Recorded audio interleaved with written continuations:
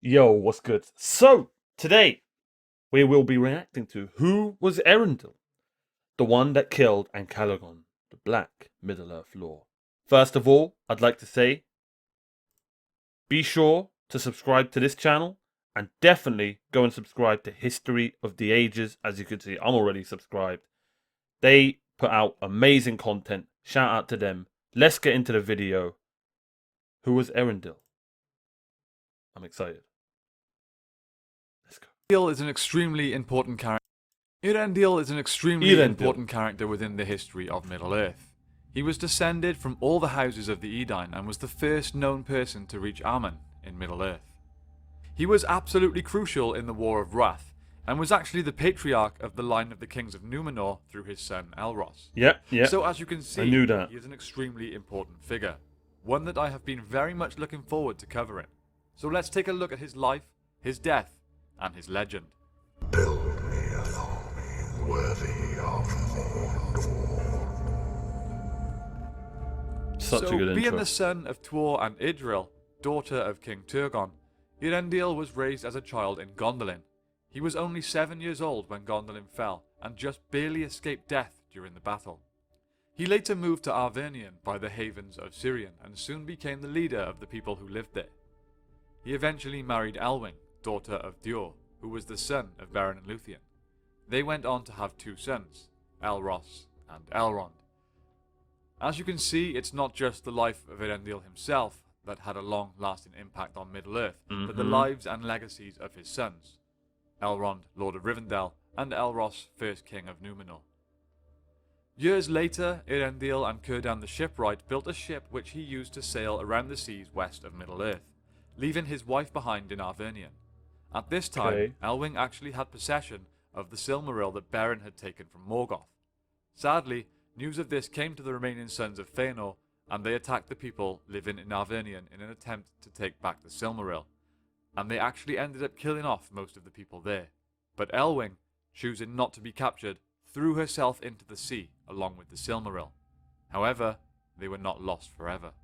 For Ulmo bore up Elwing out of the waves, and he gave her the likeness of a great white bird, and upon her breast there shone a star of the Silmaril, as she flew over the water to seek Earendil her beloved. On a time of night, Earendil at the helm of his ship saw her come towards him, as a white cloud exceeding swift beneath the moon, as a star over the sea moving in strange courses, a pale flame of wings of storm. And it is sung that she fell from the air upon the timbers of Vingilot, in a swoon, night unto death for the urgency of her speed, and Earendil took her to his bosom. But in the morning, with marvelling eyes, he beheld his wife in her own form beside him, with her hair upon his face, and she slept. Hearing of the tragedy that had befallen in Arvernian, Earendil then sought after Valinor, and he and Elwing found their way there at last. Earendil then became the first of all mortals to set foot in Valinor. He went before the Valar, and asked them to aid the men and elves in Middle-earth in their fight against Morgoth, to which the Valar accepted his plea. Because Earendil had undertaken this errand on behalf of the elves and men, and not for his own sake, Manwë forbore the deal out of punishment of death that was due. Because both Earendil and Elwing were descended from a union of elves and men, Manwë granted to them and their sons the gift to choose which race they would like to belong to. So that's where it comes from. Ah. And one of them chose men, and the other chose elves, right?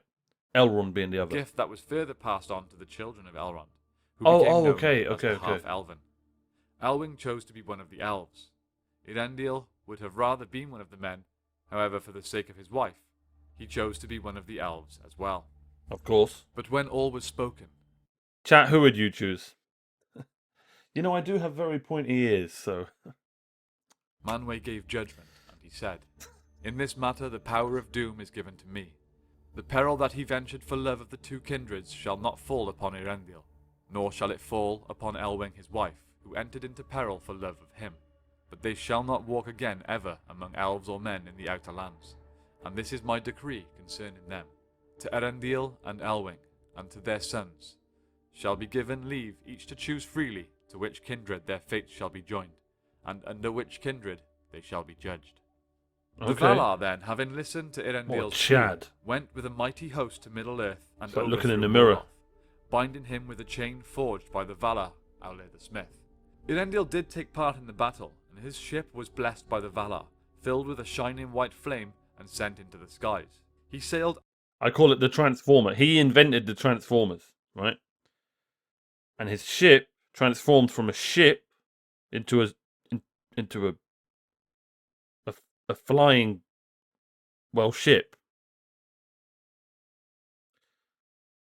Let's carry on. at its helm with the Silmaril bound upon his brow. Alongside Thorondor and the Eagles, he slew the great dragon Ancalagon the Black and cast his body down Light onto work. the towers of Thangarondrim. Easy. The event which, along with the general sheer devastation caused by the War of Wrath, led to the ruin of Beleriand. Look at that. If you are looking to bloody find out dragon. more about Ancalagon the Black, or any more details on the wars of Beleriand in general, we do have full videos on them if you're interested in checking them out. So, Earendil's final fate was to eternally traverse the great ocean with the Silmaril that Beren and Luthien had taken from Morgoth and guard the sun and moon. He was actually the first ever and seminal character of J.R.R. Tolkien's mythology. His name and purpose as a character were actually inspired by an excerpt Tolkien read out of a poem called Christ. What does anseminal mean? He may have said it, but I might have missed it. Hail me know. Earendil, brightest of angels, sent over Middle-earth to men.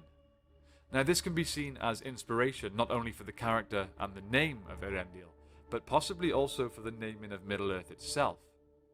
His story is found mainly throughout the Silmarillion, but is referred to on multiple occasions by many characters throughout the Lord of the Rings.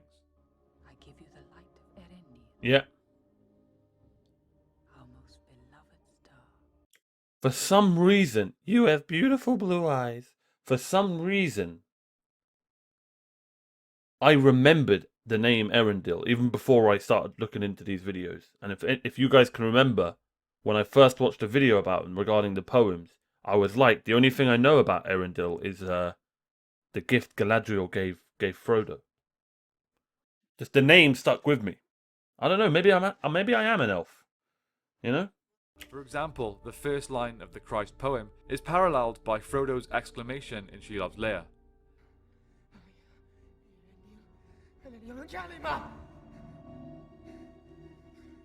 Which is Quenya and translates to, Hail Earendil, brightest of stars. Frodo's exclamation was in reference to the star glass that he carried, which contained the light of Earendil's star, the Silmaril he wore upon his brow. His story is actually summarized briefly in the appendix of The Return of the King. I love how, like, seagulls love him. Like, let's be honest, right? I know he's an angel but he would be covered in seagull crap, right? But obviously, you know, for the art's sake, they're not going to put... Sorry to ruin the beautiful vibe of the picture. Sorry, sometimes I say what I'm thinking. I will read the Let's quote carry here on. as a summary of sorts to this video. Earendil wedded Elwyn, and with the power of the Silmaril, passed Way the to ruin shadows it, and Omar. came to the uttermost west, and speaking as ambassador of both elves and men, obtained the help by which Morgoth was overthrown. Earendil was not permitted to return to mortal lands, and his ship, bearing the Silmaril, was set to sail in the heavens as a star, and a sign of hope to the dwellers in Middle-earth oppressed by the great enemy or his servants. The Silmaril alone preserved the ancient light of the two trees of Valinor before Morgoth poisoned them, but the other two were lost at the end of the First Age. Of these things the full tale and much else concerning elves and men is told in the Silmarillion. So, there we have it. That is pretty much all the info we have on Earendil. So I'm good. really hoping that this video has done his character justice, and if you didn't already know his story, I hope this tale was one that you enjoyed. Definitely one of my favourite characters that I've learnt about. 100%. I believe Feanor is my favourite. Feanor or Morgoth. You know. Maybe it's the long dark hair and... I feel like I'd be a good elf. Do you guys think I'd be a goodie or a baddie if I was in those days? I'd like to think good. Subscribe to the channel. or else. No, that was really good. Like I said, History of the Ages, one of the best channels on YouTube, in my opinion. Make sure you subscribe to them. Gimli, that still only counts as one. I love that this quote is on nearly every YouTube video we watch.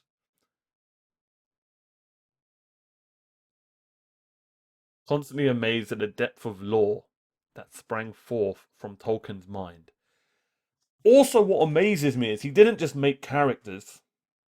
He made characters that had ripple effects in history. It's one thing making amazing characters in story, but it's one thing making those characters so amazing and their stories so good that they have ripple effects. You know, for example, they have children, or like a butterfly effect in the history, right? I love that. I love that stuff. I love that stuff. Who would win, the greatest of the dragons, imbued with the essence of a divine being, or a half-elf in a flying boat and some flappy boys? Oh, so good. So good. Thank you so much for watching, guys. Like I said, be sure to like and subscribe. Thank you for all the love recently, man. It's been crazy. It's been crazy. Thank you so much. Comment down below what you want me to react to. And other than that, peace out and God bless. Take care. Hey, thanks for making it to the end of the video. Really appreciate your time. Be sure to subscribe. We're on the road to 200 subscribers. And comment down below what games you want me to play or what videos you want me to react to. Thanks for being here. And don't forget, I stream daily on twitch.tv/OmarioRpg. Come say hello. Take care.